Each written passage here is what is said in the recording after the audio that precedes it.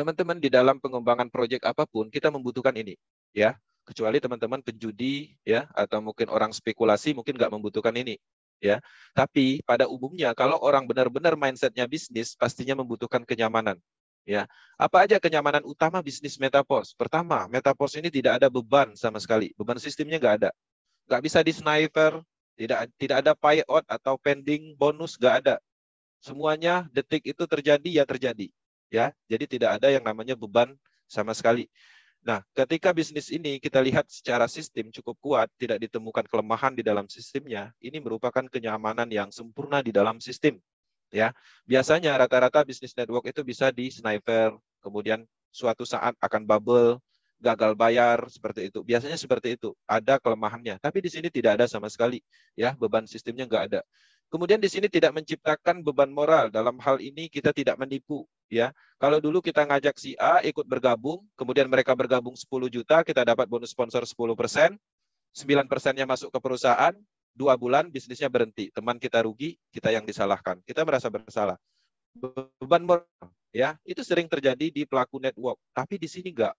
Bahkan ketika teman-teman menyampaikan informasi peluang bisnis Metaverse, teman-teman memberikan sebuah solusi untuk bisnis, penciptaan peluang, karena kehebatan dari sistem ini. Jadi tidak ada beban moral, karena di sini bukan seperti bisnis money game, piramida sistem, duduk diam dapat duit tanpa alasan. Di sini semua adalah sebab akibat yang terjadi sesuai hukum bisnis dan usaha pada umumnya. Oke, anti scam karena memang tidak ditemukan penyebab scam, karena scam atau penipuan itu ada penyebabnya. Oke. Nah, di sini di Metaverse tidak ditemukan, kemudian transparansinya juga 100%.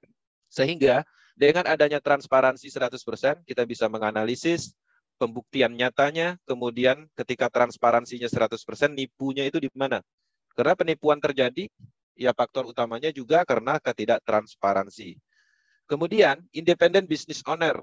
Ini adalah kenyamanan yang kita dapatkan. Kita mendapatkan sebuah kebebasan di dalam bisnis. Metaverse adalah revolusi bisnis network yang tidak ada unsur tekanan, ya. Jadi Metaverse ini adalah kebebasan yang sebenarnya di dalam bisnis. Kita mendapatkan program, mengaktifkan program itu seutuhnya. Lado Octanicop hanya mendevelop program smart contract di jaringan Polygon beserta aset-aset digitalnya. Ketika kita mengaktifkan, membeli sepenuhnya adalah sistemnya sepenuhnya untuk kita. Tidak ada tekanan apapun, tidak ada aturan apapun, tidak ada istilah di banned, ya, gagal apa bonus tidak dibayar, nggak ada. Semua aturannya ada di kita. Kitalah sebagai ownernya. Sekarang ini ada 1.200.000 lebih orang yang terlibat di proyek ini. Artinya Metaverse mempunyai 1.200.000 lebih owner, ya. Karena pada dasarnya platformnya hanya satu, tapi yang melakukan pengembangan sepenuhnya itu statusnya adalah owner, independent business owner. Nah, kalau berbicara tentang anti scam, ya, kenapa Metaverse di banyak negara melihat bahwa ini adalah bisnis tidak ditemukan penyebab scam-nya?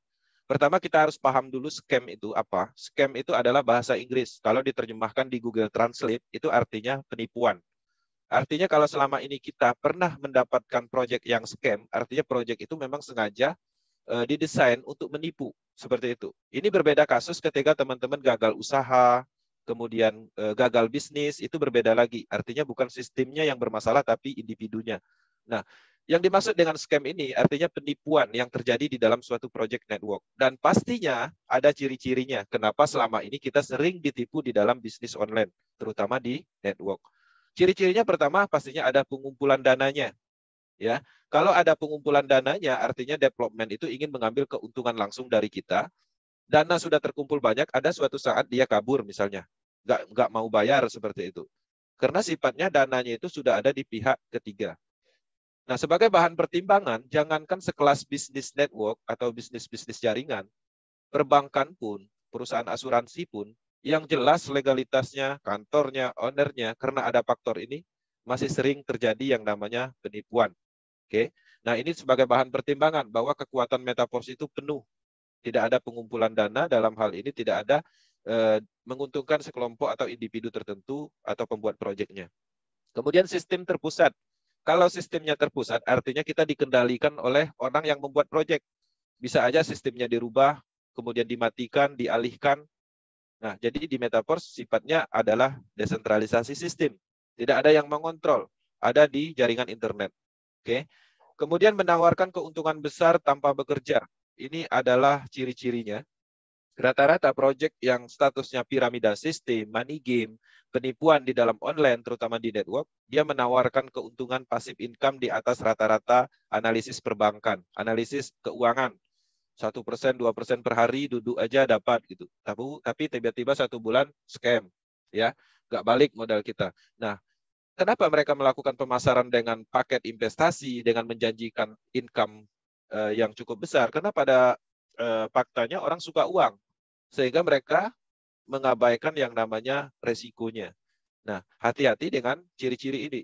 Kemudian server terpusat. Kalau servernya terpusat, itu gampang dihack oleh kompetitor, serangan dari hacker manapun, bahkan bisa diambil alih oleh yurisdikasi tertentu atau pemerintah, dimatikan. Bisa.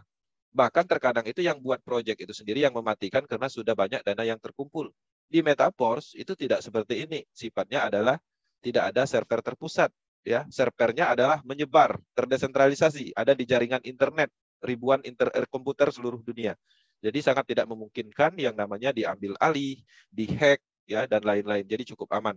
Nah, ini aja sebenarnya penyebab kita ditipu itu selama ini di dunia network. Nggak ada yang lain dengan perincian tadi. Makanya wajar, ya, ciri-ciri di atas ini tidak ditemukan di Metaverse. Jadi hal yang wajar banyak orang seluruh dunia menyatakan ini adalah anti penipuan karena tidak ditemukan ciri-cirinya. Oke, teman-teman,